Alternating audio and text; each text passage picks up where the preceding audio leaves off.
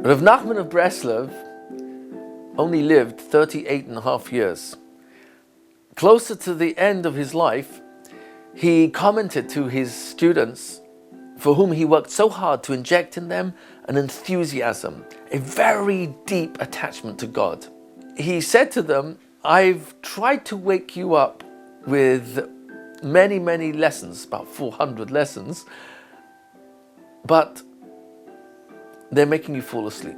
So I'm now going to wake you up with something else. And he began telling the most extraordinary stories, absolutely mind-boggling.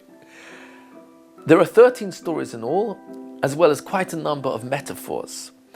And they're known as Sipurei Maisius. The translation that we're using here is actually written by Rabbi Aryeh Kaplan. It was in fact Rabbi Aryeh Kaplan's very last translation. The very first translation he ever wrote was actually of Rav Nachman's wisdom, Sichas Haran. And he claimed afterward that his incredible career of writing was due to the schus, the merit of having written the first translation of Rav Nachman's works of Sichas Haran in English. And it's interesting that the last book he ever translated was Sipurei Maisius, the stories of Rav Nachman. So here we are, we're going to learn the first story, very famous story called The Lost Princess. Wake up. The Rabbi spoke up and said, while on my journey, I told a story. Whoever heard it had a thought of repentance. There was once a king who had 6 sons and 1 daughter. This daughter was very precious to him, and he loved her very much. He spent much time with her. One time, he was alone with her on a certain day, and he became angry at her. He inadvertently said, "May the evil one take you away." At night, she went to her room. In the morning, no one knew where she was. Her father was very upset, and he went here and there looking for her. The viceroy realized that the king was very upset. He stood up and asked that the king give him a servant, a horse, and some money for expenses, and he went to search for her. He searched for her very much, for a very long time, until he found her. And now is the story of how he searched for her until he found her. The viceroy traveled back and forth for a long time through deserts, fields, and forests. He searched for the princess for a very long time. Finally, while traveling through the desert, he saw a path to the side. He thought it over. Since I have traveled for so long in the desert and cannot find her, let me follow this path. Perhaps it will bring me to an inhabited area. He continued traveling for a long time until he finally saw a castle. Many soldiers stood around it. The castle was beautiful, and the troops around it were standing in a fine order. The viceroy was afraid that the soldiers would not let him in. But he thought it over and said to himself, I will go ahead and see what happens. He left behind his horse and went up to the castle. The soldiers let him come in, doing nothing to stop him. He went from room to room without being challenged. Finally, he came to the main hall. He saw the king sitting there with a crown on his head. There were also many soldiers, as well as musicians with their instruments in front of them. It was all very pleasant and beautiful. Neither the king nor anyone else asked him any questions. He saw delicacies and fine foods, and he ate them. Then he went to lie down. He lay down in a corner to see what would happen. He saw the king issue a command to bring the queen. People went to fetch her. There was a great uproar as they brought forth the queen, and the orchestra played and the choir sang. People set up a throne for the queen and sat her next to the king. She was the lost princess. As soon as the viceroy saw her, he recognized her. The queen looked around. and seeing someone lying there in the corner, recognized him. She stood up from her throne and went over and touched him. "Do you know me?" she asked. "Yes," he replied. "I know you. You are the king's daughter who was lost." He then asked her, "How did you get here?" She replied, "It happened when my father said that the evil one should take me. This is the place of evil." He told her that her father was very grieved and had tried to find her for many years. "How can I get you out of here?" he asked. She said, "It is impossible to get me out unless you choose yourself a place and remain there for an entire year. All that year you must long to get me out. Whenever you are unoccupied, you must only yearn, seek, and look forward to freeing me. You must also fast. Then on the last day of the year, you must fast and go without sleep for the entire 24-hour period." The viceroy went and did exactly what she told him. On the last day, at the end of the year, he fasted and did not sleep. Then he stood up and was headed toward the castle when he saw a tree with very, very beautiful apples. It was very desirable to the eyes, and he ate an apple. As soon as he ate the apple, he immediately fell asleep, and he slept a very long time. His servant tried to wake him up, but he could not. When he finally woke up, he asked his servant, "Where in the world am I?" The servant told him exactly what had happened. "You slept for a very long time, actually for many years. I survived by eating this fruit." The viceroy was very upset. He went to the castle and found the princess.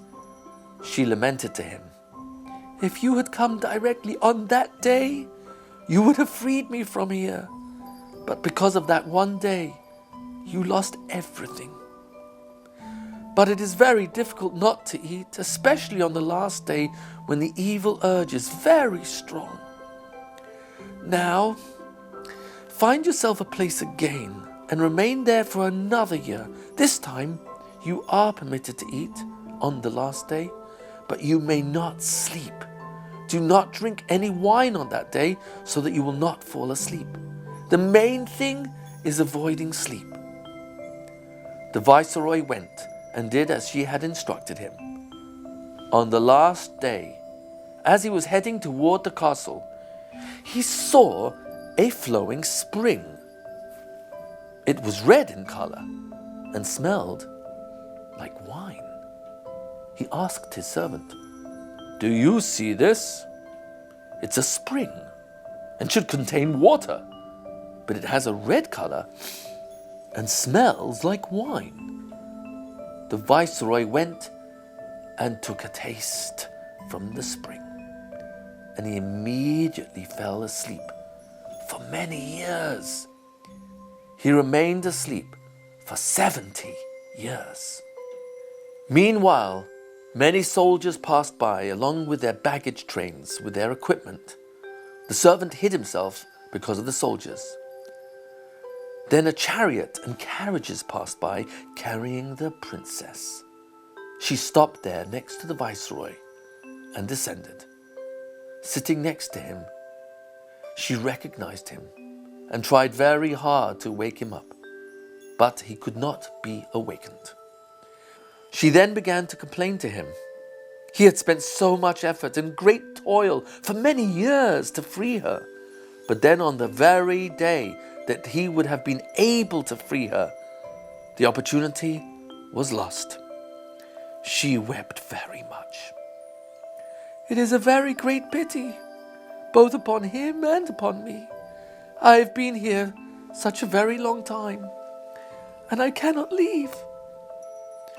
She then took her kerchief from her head and wrote on it with her tears, leaving it next to him. She then got up, sat in her chariot, and left. When the viceroy awoke, he asked his servant, "Where in the world am I?" The servant told him everything that had happened. He told him that many troops had passed by and that a chariot had come. A woman had wept over him and had lamented that it is a great pity both on him and on her. The viceroy then noticed the kerchief. Lying next to him, he picked it up. "Where did this come from?" he asked. The servant replied that the woman had written on it with tears. The viceroy took it up and held it to the sun. He began to see the letters and could read what was written on it. It contained all her lamentations and grief. He also read that she was no longer in the castle. He must now search for a golden mountain and a pearl castle, and there you will find me.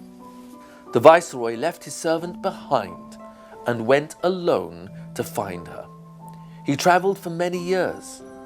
He concluded that he certainly would not find a golden mountain and a pearl castle in any civilized area, since he was a great expert in geography. Therefore, he said, "I will go into the deserts." He searched for her for many years in the deserts. Finally, he met a huge man. He was such a huge giant that he could not be considered human.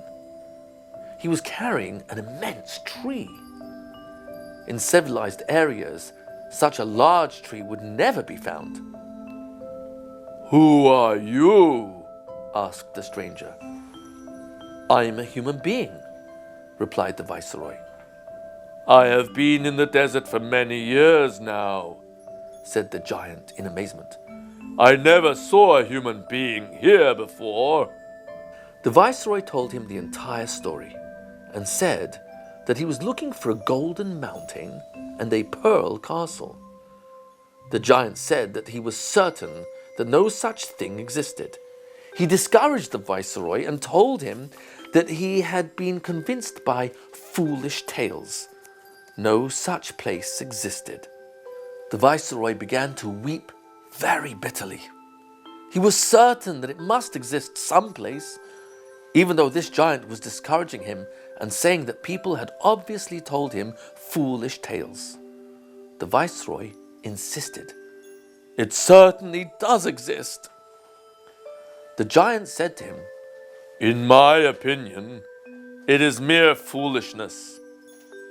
But since you are so stubborn, I will do something for you. I am in charge of all the animals. I will summon them all together. The animals run all over the world. Perhaps one of them knows something about this mountain and castle." He summoned all types of animals, large and small, and asked them. They all replied that they had not seen anything like that. He said to the viceroy, "See, people have told you foolish stories. Listen to me and go home. It is certain that you will not find it. It simply does not exist." The viceroy continued to press him and said, "But it must exist, definitely." The giant said, "My brother also lives here in the desert. He's in charge of all the birds. Maybe they know something. They fly high in the air, and it is possible that they have seen such a mountain and castle. Go to him and tell him that I sent you." The viceroy traveled many, many years, searching for him, until he found him. He encountered another huge giant, just like the first one, and he was also carrying an immense tree. This giant asked the same questions as his brother had, and the viceroy replied, telling him the entire story, and how his brother had sent him here. The second giant also discouraged him, saying, "This is obviously something that does not exist." But the viceroy pressed his convictions to him too. The giant said to him, "I'm in charge of all the birds. I will summon them. Perhaps they know." He called all the birds, large and small, and asked every one of them. They all replied that they did not know of any such mountain or castle. The giant said to him, "Don't you see that it certainly does not exist anywhere in the world? Listen to me and go home. Obviously, no such thing exists." The viceroy pressed him and said, "But it certainly does exist somewhere in the world." The giant said to him, "Further in the desert, you will find my brother, who's in charge of all the winds. They fly over the world. Perhaps they will know." The viceroy traveled for many years searching, and finally he found another giant, just like the first ones. This giant was also carrying a huge tree. He asked similar questions, and the viceroy answered, telling the entire story. This giant also tried to discourage him, but the viceroy pressed his case on him also.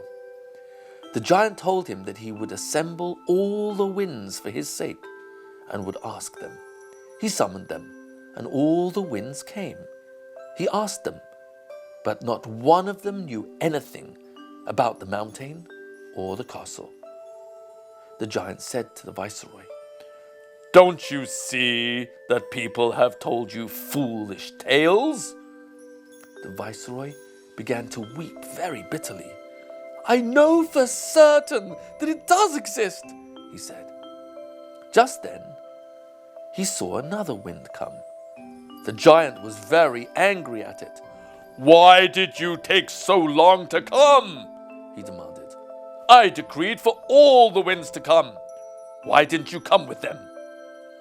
The wind replied, "I was detained because I had to carry a royal princess to a gold mountain and pearl castle." The viceroy was very happy. The giant asked the wind, "What things are valuable there?" "Everything is valuable there," replied the wind. The one in charge of the winds then said to the viceroy, "You have been seeking the princess for such a long time, and you have expended so much effort. You may have difficulty because of lack of money. I am therefore giving you a purse. Whenever you put your hand into it, you will find money there." The giant then issued an order that this wind carry the viceroy there, to the castle on the Golden Mountain. The storm wind came and carried him to that place, bringing him right to the gate. There were soldiers there who would not let him enter the city, but he put his hand into the purse and took out some money. He was then able to bribe them and enter the city. The city was very beautiful. He went to a wealthy person and bought food from him. He would have to remain there for a while, since he would have to use his intelligence and wisdom to devise a plan to free the princess. The Rabbi did not tell us how he freed her, but in the end, he did free her.